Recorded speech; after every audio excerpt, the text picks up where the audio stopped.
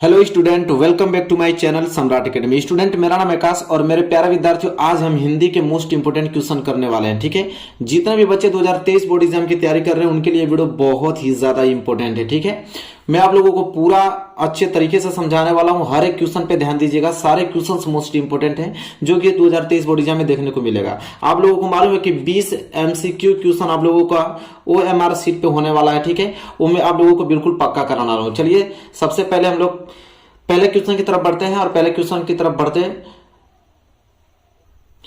बढ़ने से पहले वीडियो को लाइक नहीं किया तो लाइक कर दीजिए और चैनल पर नए हैं तो चैनल को सब्सक्राइब कर लीजिए। आइए देखते हैं पहला प्रश्न क्या है।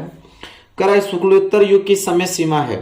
कह रहा है शुक्लोत्तर युग की समय सीमा है 1938 ईस्वी से 1980 ईस्वी तक, 1900 और 1850 ईस्वी से 19 ईस्वी तक, फिर 1900 ईस्वी से 1920 ईस्वी तक, 1936 से 1947 ईस्वी तक। चलिए बताइए कि शुक्लोत्तर युग की समय सीमा क्या है। तो मैं आपको बताना चाहूंगा कि शुक्लोत्तर युग की जो समय सीमा है ना 1938 से 1980 मानी जाती है। ठीक है, तो पहले का क्या हो जाएगा, क राइट आंसर हो जाएगा। ठीक है, इसके बाद हम बात करें तो अगला प्रश्न नंबर दूसरा यहाँ पे है कि कलम का सिपाही के लेखक हैं। कलम के सिपाही के लेखक कौन है? अमृत राय, गुलाब राय और मुंशी इंशाअल्लाह खां की वैद्यनाथ मिश्र। ठीक है, बताइए क्या होगा राइट आंसर कि कलम के सिपाही के लेखक कौन हैं। ठीक है, तो वो हैं आपके अमृत राय। कौन है? अमृत राय। याद रख लीजिएगा, कलम के सिपाही के लेखक अमृत राय। चलिए, इसी के साथ हम आगे बढ़ते हैं और अगले क्वेश्चन देखते हैं। क्वेश्चन नंबर तीसरा। क्वेश्चन नंबर तीसरा क्या है कि गुलाब राय, क्या प्रश्न है कि गुलाब राय द्वारा रचित आत्मकथा कौन सी है?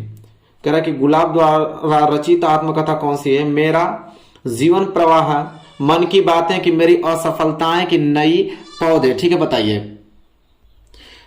तो इसका राइट आंसर हो जाएगा कि मेरी असफलताएं, मतलब गुलाब राय द्वारा जो रचित आत्मकथा है वो है मेरी असफलताएं। ठीक है, तीसरे का ग राइट आंसर हो जाएगा। इसके बाद हम बढ़ते हैं अगले प्रश्न की तरफ। अगला प्रश्न देखते हैं, बहुत ही ज्यादा इंपॉर्टेंट है। क्वेश्चन नंबर 4 कि छायावादी युग के प्रमुख लेखक हैं। कह रहा है छायावादी युग के प्रमुख लेखक कौन है? यशपाल हैं, कि वृंदालाल वर्मा जी हैं, कि राम कुमार वर्मा जी, कि भारतेंदु हरिश्चंद्र जी हैं। ठीक है, जल्दी से कमेंट करके बताइए क्या होगा राइट आंसर। ठीक है, तो छायावादी युग के जो प्रमुख लेखक हैं वह है राम कुमार वर्मा जी। कौन है? राम कुमार वर्मा जी। चलिए, इसी के साथ आगे बढ़ते हैं और अगले क्वेश्चन की तरफ देखते हैं। देखिए, अगला क्वेश्चन क्या है कि कह रहा है कि निम्न में से रीतिकाल की मुख्य प्रवृत्तियां विशेषताएं कौन सी है? बताना है कि रीतिकाल की मुख्य प्रवृत्तियां या विशेषताएं। देखिए, प्रवृत्तियां और विशेषताएं एक ही चीज होती है। ठीक है, तो निम्न में से रीतिकाल की मुख्य प्रवृत्तियां विशेषताएं कौन सी हैं? श्रृंगार रस की प्रधानता, कि काव्य में कला पक्ष की प्रधानता, कि विकल्प क और ख दोनों, की देश प्रेम की भावना।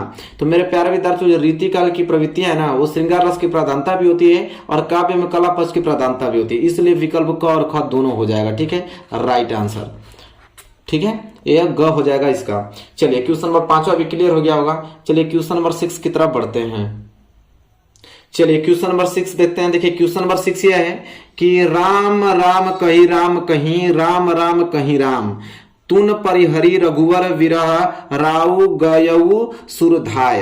कह रहा है कि कौन सा रस होगा? वीर रस होगा, कि करुण रस, कि शांत रस, कि हास रस। कह रहा है इस पंक्ति में कौन सा रस होगा बताइए।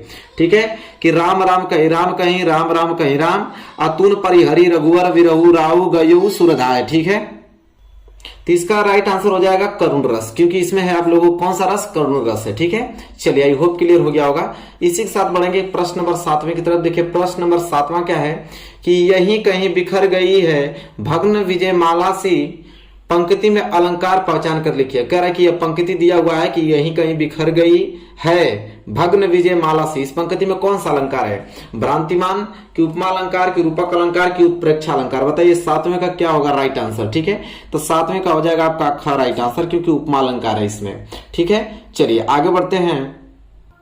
ठीक है, उपमा अलंकार हो गया यहां तक। चलिए, अगला प्रश्न बढ़ते हैं, प्रश्न नंबर 8वां। प्रश्न नंबर 8वां देखिए क्या है राइट आंसर। कह रहा है कि निम्न में नीर उपसर्ग कौन से शब्द में प्रयुक्त हुआ है। कह रहा है कि नीर उपसर्ग, उपसर्ग कौन सा, नीर उपसर्ग कौन से शब्द में प्रयुक्त हुआ है, निवास में, निर्वाह में, निवेश में कि सुमार्ग में।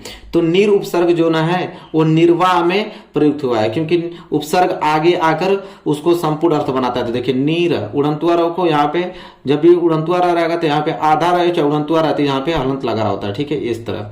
तो नीर उपसर्ग कौन से शब्द में प्रयुक्त होता है, तो निर्वाह में, ठीक है। चलिए आगे बात कर लेते हैं। अगला प्रश्न नंबर 9 है यहाँ पे क्या कि अपव्यय में उपसर्ग लगा है।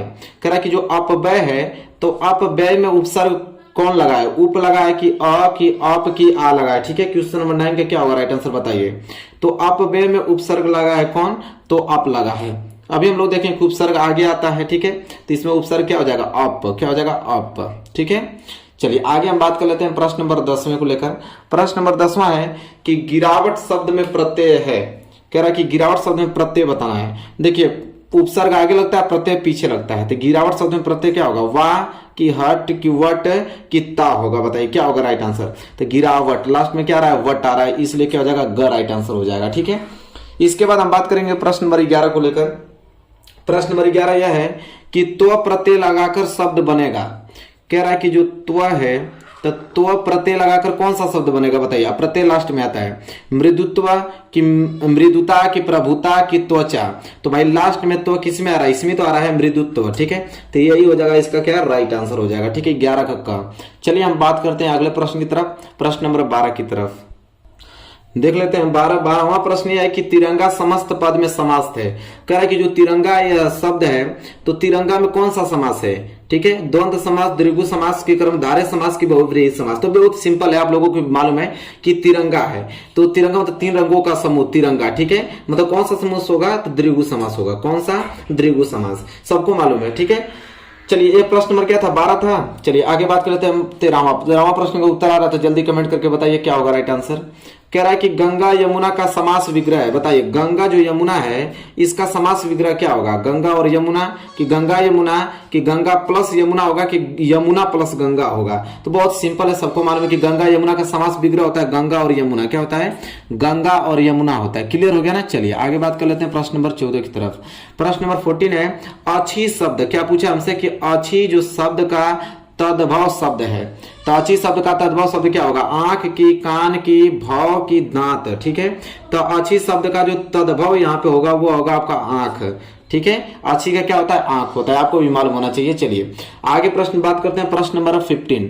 प्रश्न नंबर 15 क्या है कि तालाब, क्या पूछा है यहाँ पे कि तालाब शब्द का तत्सम शब्द होगा। चलिए बताइए कि तालाब जो शब्द है उसका तत्सम शब्द क्या होगा, समुद्र होगा कि झील होगा कि तड़ाग होगा कि महासागर, ठीक है, जल्दी कमेंट करके बताइए।